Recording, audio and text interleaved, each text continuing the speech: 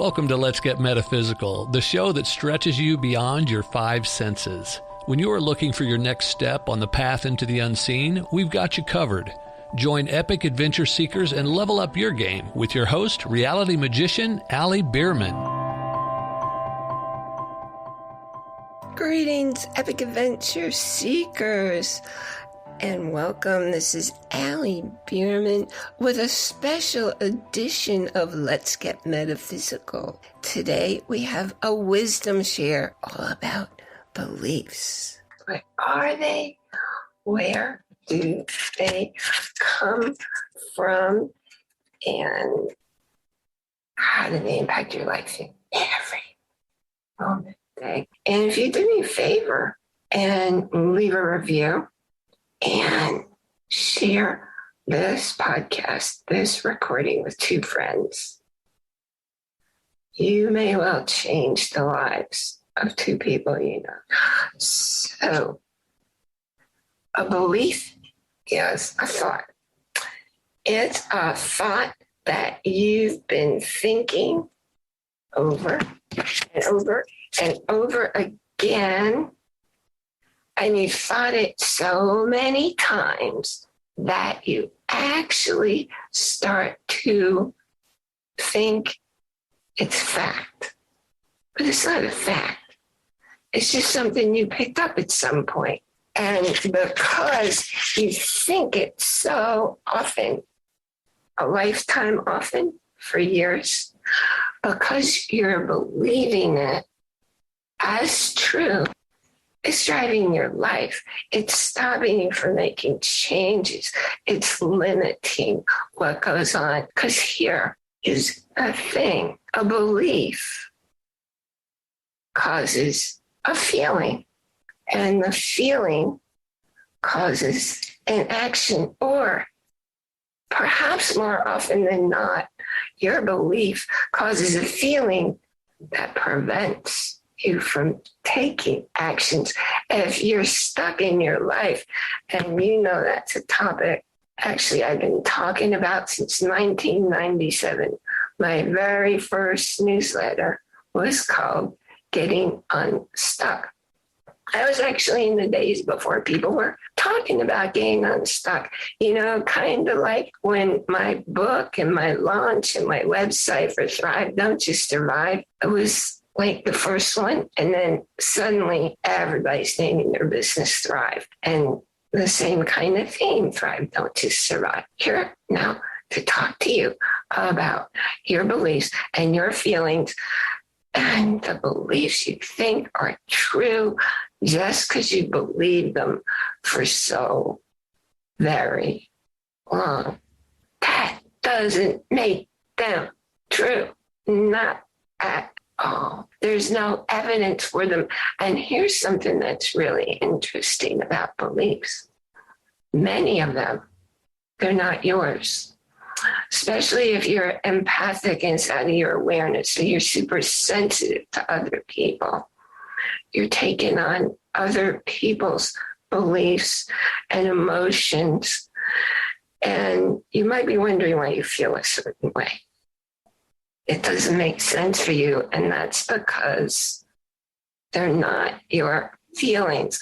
I see it all the time when I'm working with people. In fact, after I finish the energy work with somebody and I'm closing down, before I close down, I make sure to stop any possible self-sabotage.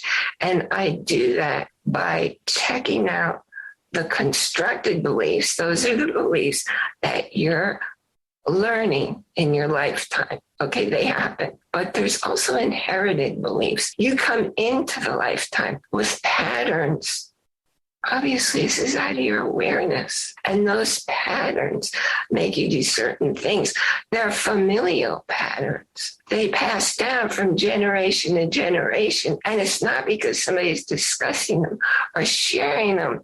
It's because the behavior patterns are present in your world from the time you're an infant. You pick them up and you know a certain way to behave when there's a certain stimulus, but you're not doing it consciously. So here's something else. Your thoughts are creating your habits. And your habits are creating your life. Your habits are dictating your possibilities, your limitations, and your future. Now, another key thing to know about beliefs, you spend only 5%. If you're like most people, 5% of your day is spent living in the present moment, living in the now. Well, that means 95% of your day is spent living in the past and living in the future, both of which are fantasies because neither one exists. So it's what you're making up. And that's all happening out of your awareness in your subconscious. So here's 95% of the beliefs driving your behavior happening outside your awareness. And that, my friend, that is why your world looks the same every day. And you keep wishing and hoping and stating affirmations and all kinds of consciously trying. And you know the word try means ain't going to happen to make changes. But if you don't know what beliefs are going on in your subconscious mind, it makes it pretty darn hard to change. And that's why talking about things to try and clear them, you can only draw on your conscious mind. And it's not going to happen. It's simply not possible. That's why energy work, the work I do, I can't really speak for anybody else's energy work. But that's why I work not in a person's conscious awareness, but what the spirit's telling me is going on for them, their history. And I mean their complete history, even before coming into the lifetime. If you really want to get unstuck, if you really are serious about wanting to stop the hurt, the emotional hurt, the feeling of being stuck, any physical hurt, any pain, any discomforts, it's not going to happen by talking about it. It's only going to happen by getting rid of it energetically. So when I work with somebody, we're revealing the issues, what's going on. And we find out, okay, this one is true for you now. This is an issue that's yours. This is an issue that's not yours. It might be an issue that actually belongs to one of your parents or just somebody else in your environment. Sometimes a kid suddenly starts having strange behaviors, unlike them. And there's a good chance that a new kid moved into their environment, in their school, in their playgroup, and because they're sensitive. There's a sensitive member in every family. They take on the characteristics, the behaviors, the thoughts, not in their awareness, but they'll take on the behavior patterns of this other person. So if there's an unexplained behavior change in your child, it's important to see who is new in their environment, what's going on, because they're not going to be able to figure that out. The thoughts are creating your habits, creating your life. And here's the thing about beliefs. I keep telling you a lot of things about beliefs. They are what makes your reality. So here's what it is. What you believe, or as you believe, so it is. Whatever you believe is how your world's going to look. Here's something you probably don't know. Nobody and nothing outside of you can make you well. Definitely can't make you happy. And I'm just realizing I wrote a book just probably in the very early 2000s. And it's called What You Don't Know, You Don't Know. How your brain and mind keep you stuck. Now, what do you think it's about? It's how your brain and mind keep you stuck. And I made a special offer because I went back, went through it to be sure everything in it's still accurate because, I wrote it a long time ago. But I've been teaching this stuff even longer. Why? Because that's how I heal myself. That's how I healed from that first brain injury, and how I healed from the brain injury resulting from the brain surgery. I also made the audio of the book. It's a short book. It's something like 34 pages. Everybody who reads it and writes to me telling me how they changed their lives, tell me how powerful it is. That's a lot of people. And I'm pretty darn sure the link for that is letsgetmetaphysicalshow.com/special-offer. And it's not your usual price for an audio book with a digital book. It's under $10. And you grab it and let me know that you got it. And you know what? I used to do this all the time with my products and my programs. It's been a really long time since I've done it, but you let me know that you got the book, the special offer, and you'll be invited to a special Zoom call, a Q&A, because every time I launched a product in the past, that's what I did. I had a live call where people could ask their questions, because that's how we grow. You want to change your beliefs? Ask questions. Now let's get back to beliefs and why only you can heal you. But that includes any doctor, that includes any medicine, that includes any procedure, any operation. That includes the oils and the supplements and the diet and the exercise. If you don't believe it, it can't happen. For instance, there are a lot of these studies, but the one I'm remembering right now, a study done on people who have pneumonia being treated with penicillin. Okay, a doctor might tell you, penicillin's the only way to kill the pneumonia. But there were 300 people in the study. And of the 300 people in the study, 35% of them did not get well. They didn't believe the penicillin would make them well. They didn't get well.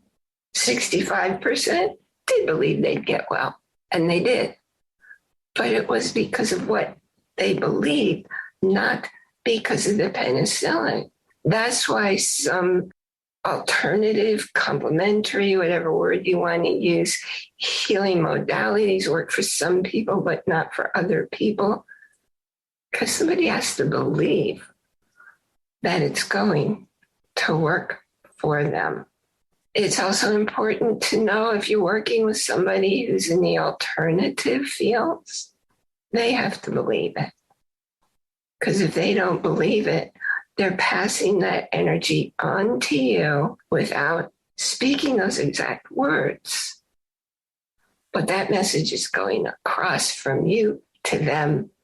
You're going to interfere with their healing. So when I work with somebody, I get so high.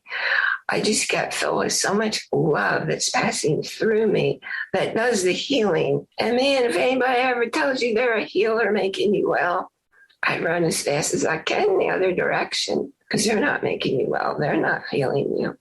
It's their belief system. And it's energy coming from the universe into them that's making a difference if they believe that's going to make a difference for them. It's a matter of looking at your world, and there's something you want to do. And no matter what you tell yourself, you can't make it happen. What's that about?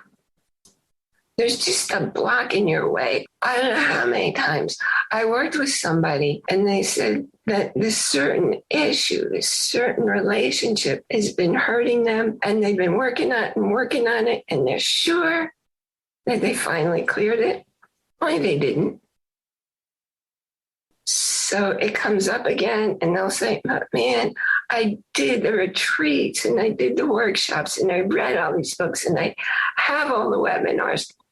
I was so sure I was done with it. No, they're not, because I didn't believe it. And because those deep level beliefs out of their awareness were not cleared, were not addressed, they're still stuck in the same pain, in the same frustrations. I work solely with energy. I wouldn't go to anybody who doesn't. And when you're doing that, you have to be sure that the practitioner is clear. It's the first step I do, making sure the client's clear. If I'm training somebody else to do it, I make sure the practitioner is clear. So I know some really gifted people, they're not clear at all. There was one of my colleagues, every time I went to her, whatever the newest modality, whatever the newest machine was, whatever the newest philosophy was, surprise, surprise, it showed up as being present in me. That's not because it was present in me. It's because she was testing herself. Only she didn't know enough to clear it. She didn't know enough to recognize it. I had somebody else who, no matter what emotional relationship thing was going on in her life, whenever she did work on me, her issues, her relationship issues showed up in me, only it wasn't showing up in me anything except her issues.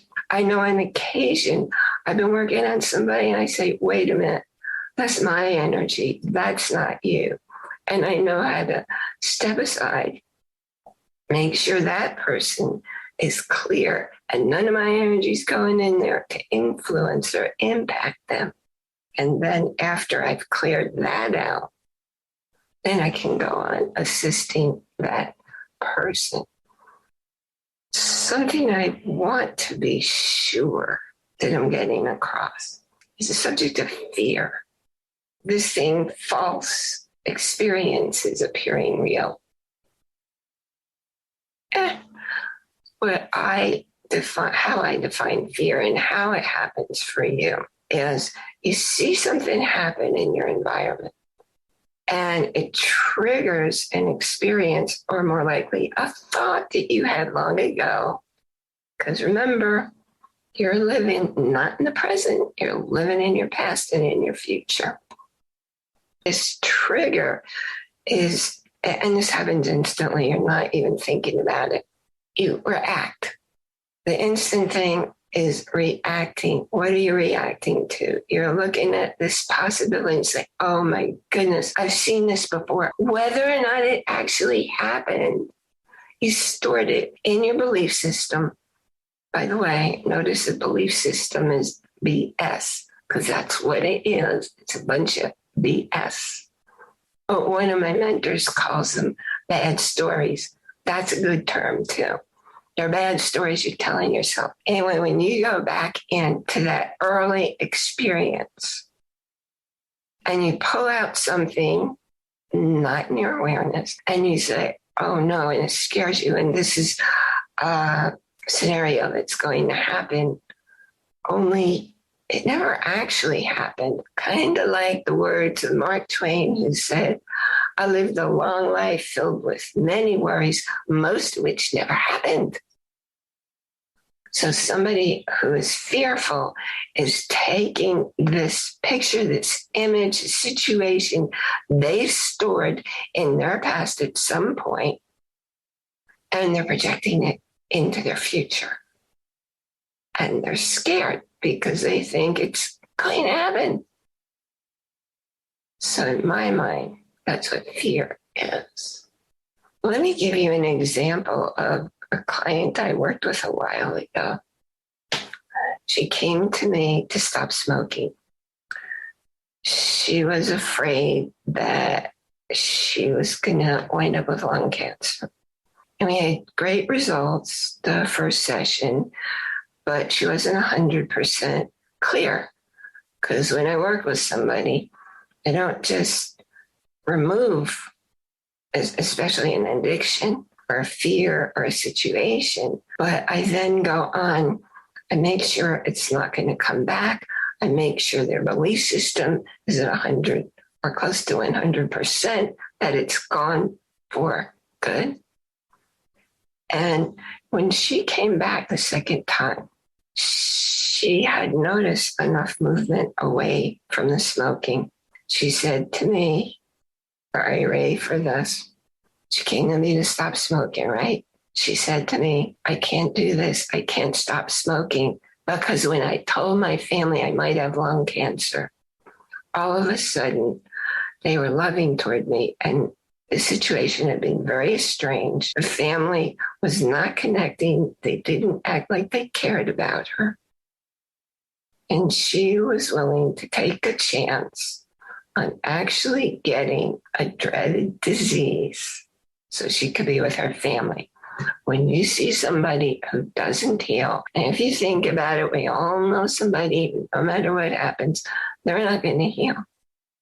They have too much invested in staying sick or staying hurt.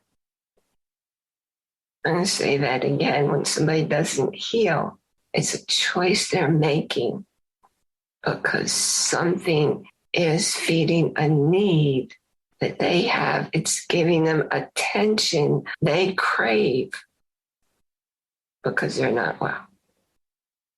Just something to put in your awareness. Now, here's the other thing about issues, about beliefs. What you focus on expands, yes. Okay, so you get to choose what you focus on. You get to choose if you're focusing on all the gifts happen in your life every moment, because they are. They really are. Or you can choose on the sad, the crummy, the yucko interpretation of the events. Now back, it's in a few weeks, it will be 26 years since I was attacked and I suffered a brain injury. And when I was in the rehab center, by the way, when I was in the rehab center, that's when I started writing the Getting Unstuck newsletter. And I mentioned to the psychologist there that I could see all these gifts from the injury. And, read my book, Thrive, Don't Just Survive. It's not like life was a picnic. My functioning was really, really poor. And it was a struggle to get through each day. And I always looked for the gifts in the situation. And man, there were a lot of them. And what the psychologist said was the only people he ever saw heal were those who looked for and found the gifts in the situation.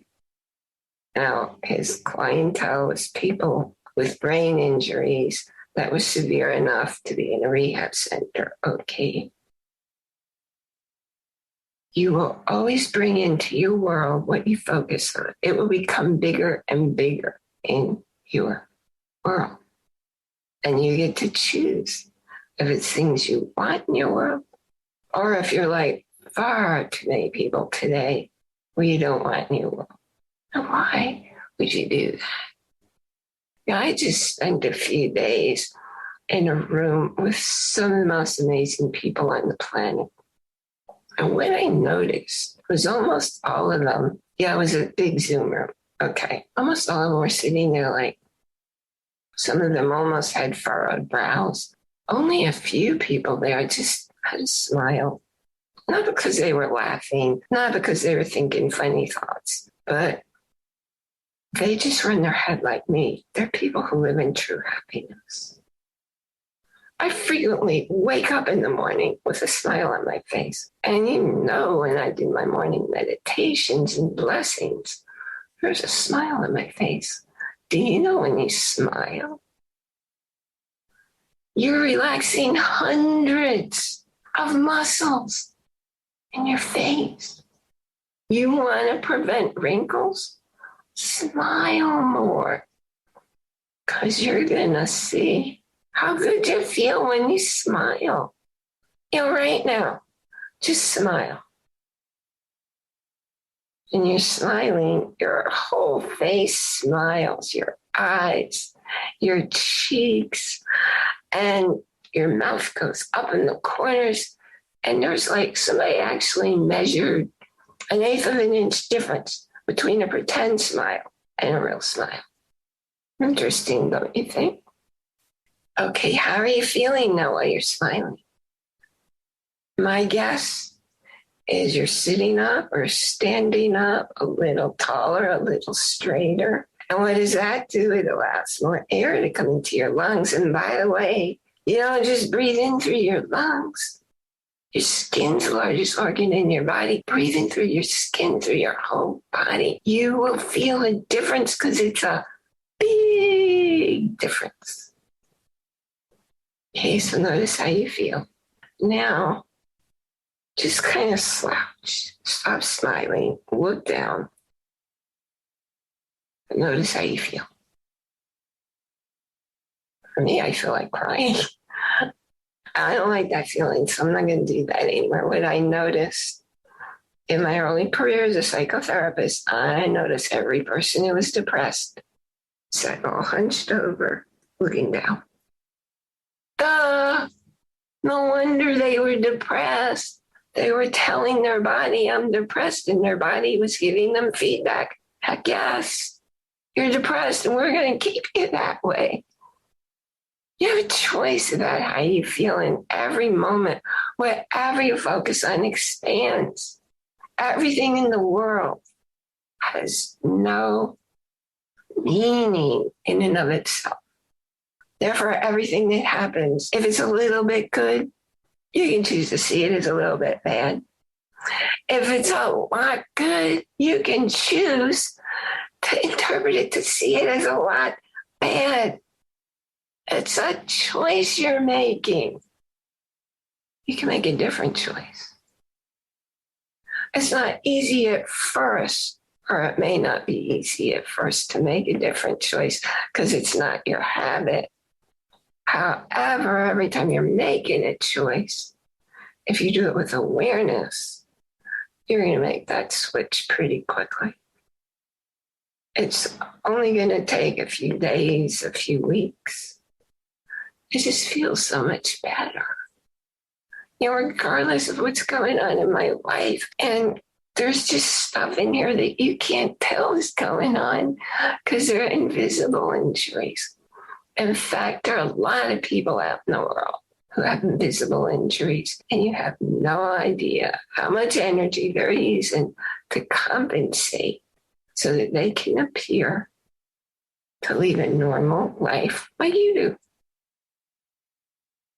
Millions and millions of people. It's choice that you make in each moment.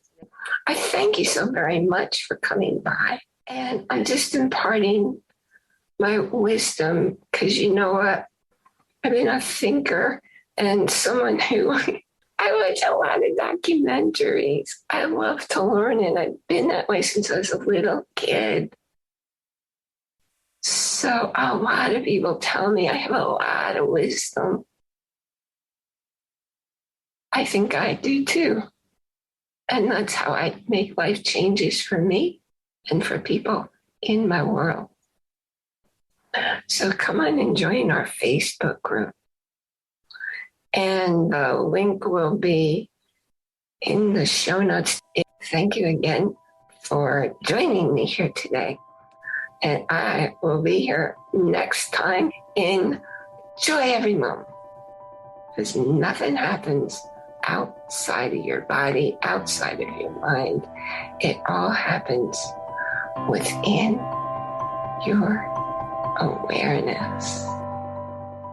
You've been listening to a talk on the wilder side. Thanks for tuning in to Let's Get Metaphysical. Be sure to subscribe so that you don't miss a single episode, and while you're at it, please leave a rating and review, and be sure to share it with your friends. Tune in every Monday for more exciting insights and wisdom on life beyond your 5 senses. Until next time, take a small step in a new direction. Start now.